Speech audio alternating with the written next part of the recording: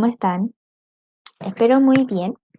Primero que todo, les doy la bienvenida a este taller que tiene relación con lo que es la comunicación en los entornos virtuales y que tiene como objetivo suscitar la relevancia de lo que es la comunicación asertiva en el contexto de orientación psicoeducativa individual, adquiriendo ciertas pautas para su posterior desarrollo y aplicación, ya sea con profesionales o con los estudiantes que se encuentren en el programa de OPI.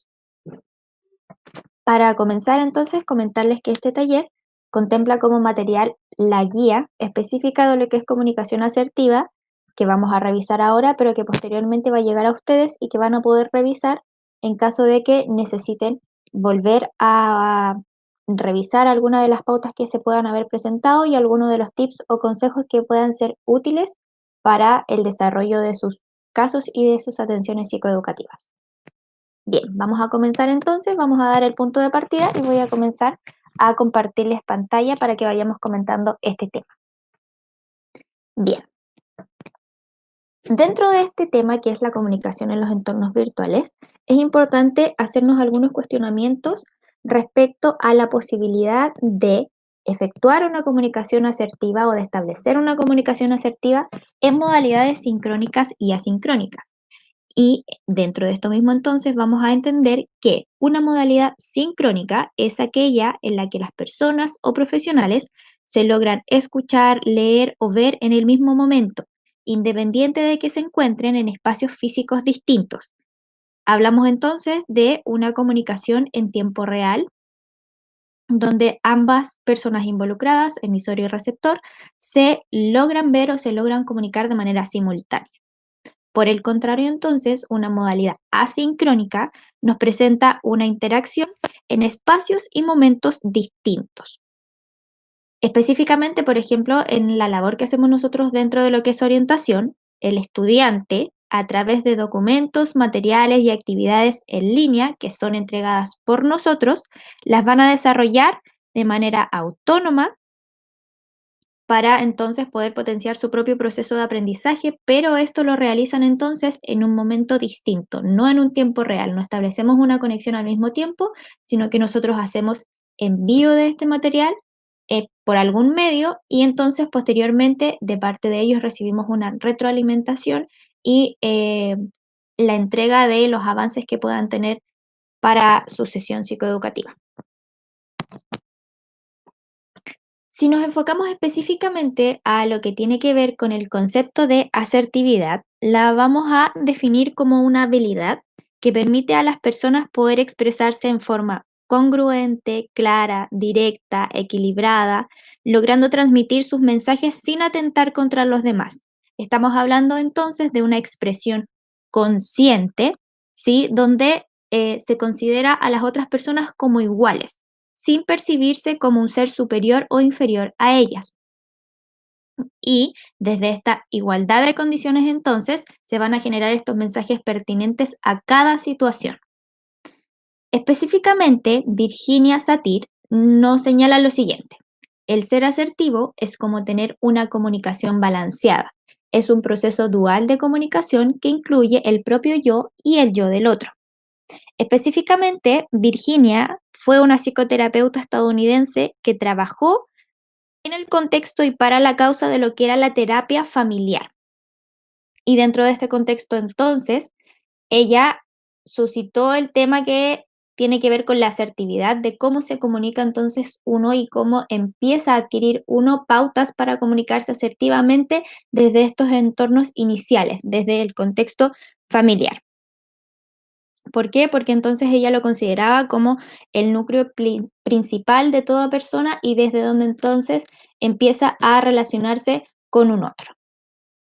Ahora, otro aspecto importante a recalcar dentro de lo que es la comunicación asertiva es que entonces se basa en lo que es el respeto mutuo, donde el emisor y el receptor van a interactuar considerando tanto sus necesidades como también las necesidades de un otro y desde ahí entonces levanta estos mensajes para que sean compartidos y comunicados de la mejor manera posible. Ahora, Otra parte importante a considerar dentro de lo que es la asertividad y de lo que es la comunicación asertiva es que va a depender en gran medida de cómo se equilibren algunos factores o algunos elementos, pudiendo ser estos: emisor, receptor, mensaje y contexto.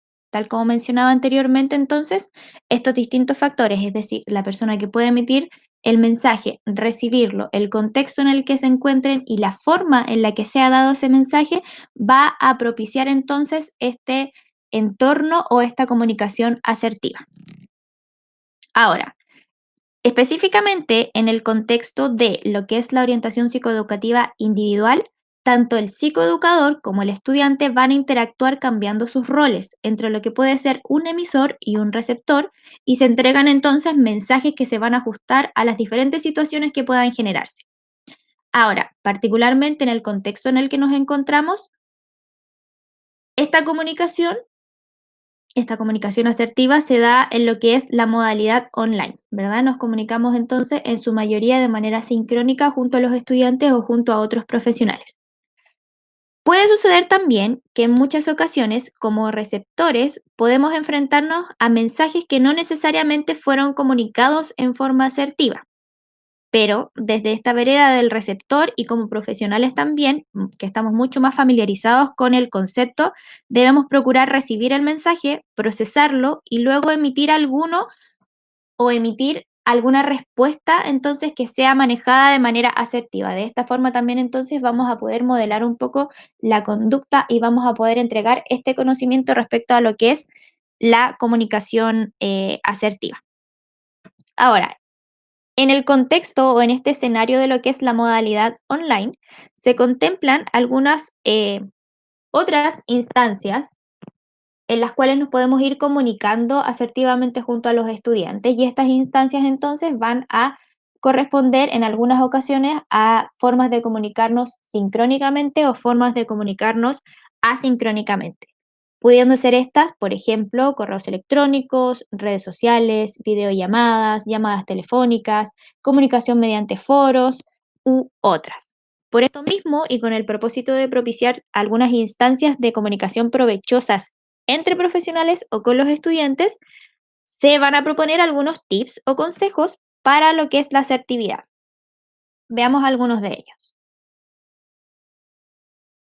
En primer lugar, tenemos tips para la comunicación mediante videollamadas, que esto vendría siendo entonces una modalidad sincrónica de contacto junto a los estudiantes. Dentro de ello, entonces, tenemos que es necesario saludar cordialmente al estudiante cada vez que ingrese a una videollamada. Esto va a permitir entonces que comencemos con buena disposición las sesiones psicoeducativas y va a habilitar un espacio de más confianza y más amabilidad donde el estudiante también va a entrar en una misma dinámica. En segundo lugar, es importante dedicar un momento para consultar cómo se encuentra la otra persona, cómo ha ido su semana. Así entonces se validan los sentimientos del estudiante en atención y a la larga se propicia un ambiente mucho más fructífero de confianza, y no es necesario tampoco ahondar en demasía, sí, ser muy hostigante con ciertas consultas o preguntas, pero sí, al menos al establecer una pregunta de cómo estás o cómo ha ido tu semana, se da pie a desarrollar una comunicación asertiva considerando al otro desde una perspectiva integral, no solo académica. Es decir, que esta persona que ingrese a la videollamada no solo está considerado desde lo que va a trabajarse específicamente, por ejemplo, respecto a técnicas de estudio u otra temática, sino que también se valida su trabajo y su esfuerzo como persona, que también se ve vinculado a otros contextos, no solo al contexto académico. En tercer lugar, como tip, tenemos mantener una comunicación siempre desde lo profesional, pero mostrando empatía en ello. Hay que tener también entonces preocupación de consultar si las explicaciones están siendo lo suficientemente claras. Hay que proporcionar instancias para resolver dudas, porque así entonces se habilita un espacio de interacción en el trabajo que se vaya a desarrollar y se permite al estudiante poder expresarse sabiendo que sus dudas entonces van a ser bien recibidas, consideradas y retroalimentadas. Otro de los tips que tenemos tiene que ver con la comunicación telefónica, es decir, cuando realizamos llamados a los estudiantes o a otros profesionales. El primer tip aquí vendría siendo saludar y presentarse, siempre indicando el nombre y desde dónde se llama. Por ejemplo, hola Katherine, ¿cómo estás? Mi nombre es Natalie, te estoy llamando desde el Centro de Enseñanza Aprendizaje Campus Sur. Esto, a nivel de saludo inicial, establece de entrada entonces una comunicación mucho más asertiva y entrega una cierta tranquilidad al saber con quién te estás comunicando. Se genera menos incertidumbre al momento de empezar a establecer una comunicación. En segundo lugar, hay que esclarecer los motivos por los cuales estamos llamando, ¿sí? Dejar en claro el por qué nos estamos comunicando por este medio, que en algunas ocasiones es mucho más instantáneo o mucho más rápido y que no es tan común dentro del contexto de orientación psicoeducativa individual, por ejemplo, porque siempre nos comunicamos más por Meet y por lo tanto el esclarecer el por qué se da esta otra opción es muy importante dentro de ello. En tercer lugar, tenemos que va a ser importante apoyarse en preguntas o frases que den continuidad a lo dicho para que no parezca un discurso mecanizado o premeditado o estudiado. Entonces, por ejemplo, si estamos llamando para consultar respecto a algún horario disponible para recuperar la sesión, si es que existe algún problema, si es que la persona puede estar ocupada en tanto nosotros realizamos el llamado, va a ser importante incorporar algunas preguntas, algunas frases que entonces entreguen esta continuidad. Por ejemplo, ¿podrías indicarme tus espacios disponibles? O poniéndonos en el caso de que la persona se encuentra haciendo otra cosa, decirle, claro, te espero, no hay problema, no te preocupes, asegurarse entonces de que cuando finalice el llamado se dé una buena conclusión o un buen cerrado de esta llamada, esclareciendo nos vemos el viernes entonces, etcétera. En cuarto lugar, tenemos que hay que darle cierre a la conversación para evitar confusiones posteriores. Si estamos acordando entonces que se va a recuperar una sesión tal día y en tal momento, decir, ok, muchas gracias, nos vemos el viernes entonces, o establecer también los canales de comunicación. Recuerda que también puedes escribirme a mi correo en caso de alguna complicación, etcétera. Siempre entonces asegurarse de que el discurso se vaya dando de la manera más fluida y no dejar espacios libres para ciertas confusiones o espacios vacíos. Otro de los tips que tenemos tiene que ver con la comunicación mediante WhatsApp o redes sociales. Si nos vamos a comunicar desde lo que es nuestro número personal, no olvidar presentarse y saludar y no dar por hecho entonces que la persona a la cual estamos escribiendo va a conocer inmediatamente nuestro número o se va a sentir entonces en confianza y va a entender quién le está hablando. Para eso entonces, similar a lo anterior, saludar, presentarse y consultar cómo se encuentra la persona. En este mismo caso también hay que señalar el motivo por el cual te estás comunicando. Por ejemplo, te escribo para señalar que, debido a compromiso de fuerza mayor, la sesión del día viernes tendrá que ser suspendida. Lamento la situación, me disculpo de antemano. ¿Crees posible poder reagendar en el transcurso de esta semana? De esta forma, entonces, se asegura que nos estamos comunicando por un motivo primordial, importante, en algunas ocasiones puede ser un motivo de urgencia, pero la persona que reciba este mensaje entonces va a entender el por qué nos estamos comunicando por este medio y por qué a lo mejor no esperamos a una próxima sesión para comentarlo. En tercer lugar, hay que intentar mostrarse comprensivo o comprensiva frente a las distintas situaciones.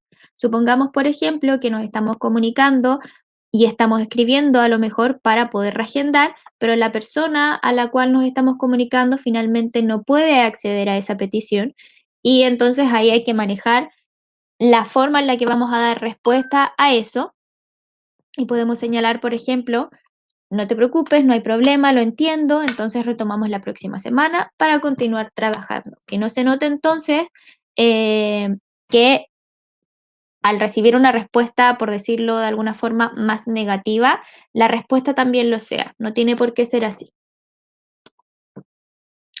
Tips para la comunicación mediante correo electrónico, otro de los medios que utilizamos bastante para poder entonces ir compartiendo cierta información con los estudiantes. En primer lugar, va a ser importante procurar darle un encabezado a los mensajes de la manera más formal posible, pero mostrando gentileza y amabilidad en ello. Por ejemplo, estimada Katherine, esperando te encuentres muy bien, y ahí entonces vendría lo que viene a ser el cuerpo del correo electrónico como tal. Sí va a ser importante entonces este encabezado porque en primer lugar da un encuadre a lo que va a ser el mensaje y a modo de recepción no va a ser tan quizás invasivo o con alguna connotación más directa o agresiva, por decirlo de alguna forma, porque entonces se va a procurar hacerlo con gentileza y dando un saludo inicial, al igual, por ejemplo, como se mencionaba anteriormente, las videollamadas, en los WhatsApp, etcétera. En segundo lugar, dentro de este contexto del correo electrónico, tenemos señalar el motivo por el cual nos estamos comunicando. Similar en situaciones anteriores, entonces, hay que dar claridad y darle un foco, una dirección al mensaje que está siendo comunicado. Si queremos entonces comunicarnos para recuperar, para suspender sesión, para consultar motivos de inasistencia u otros, hay que ser lo más claros posible, no dar espacio a las dudas o a ciertas incertidumbres y entonces de esta forma vamos a obtener también por parte del estudiante o del profesional una respuesta óptima entonces porque efectivamente la pregunta fue lo suficientemente clara para poder emitir una respuesta en específico. Entonces, por ejemplo, estimada Catherine, agradezco te comuniques con anticipación para señalar que no podrás asistir a la sesión. No te preocupes, la inasistencia quedará justificada. Frente a ello, sería oportuno que pudiésemos reagendar la sesión en caso de ser posible. ¿Podrías indicarme si tienes espacios disponibles para ello?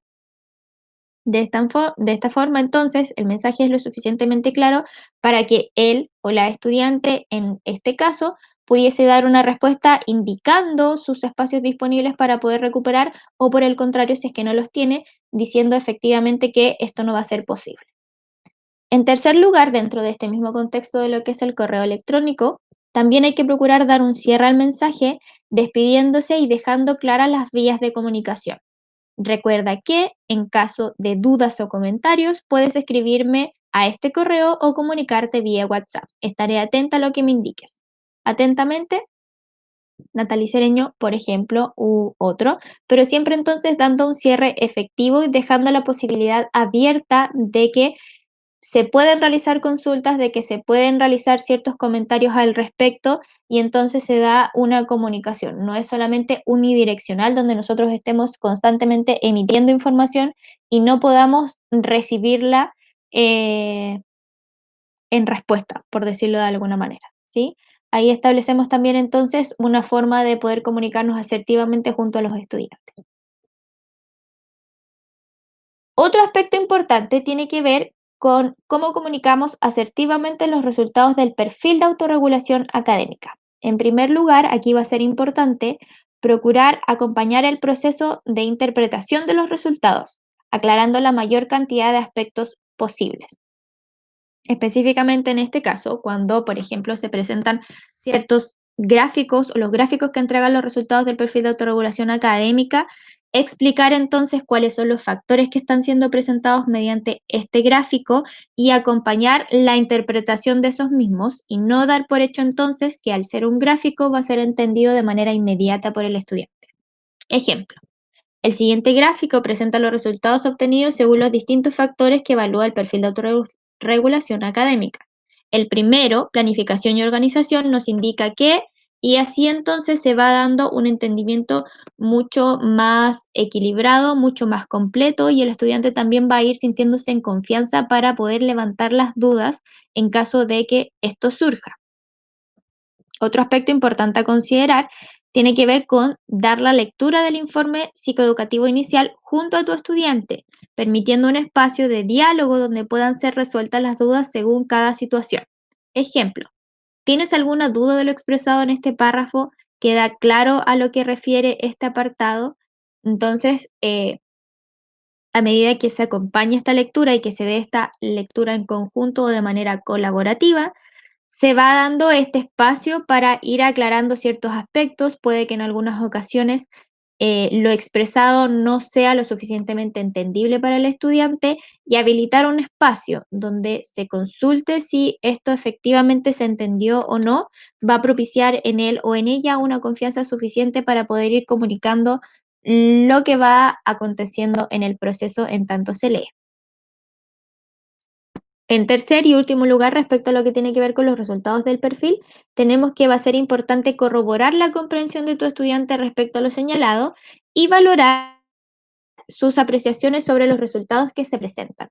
Y desde esta perspectiva, entonces, los resultados que vayan a ser presentados no siempre a lo mejor van a ser bien recibidos y hay que dar espacio para valorar también ese proceso y esa instancia.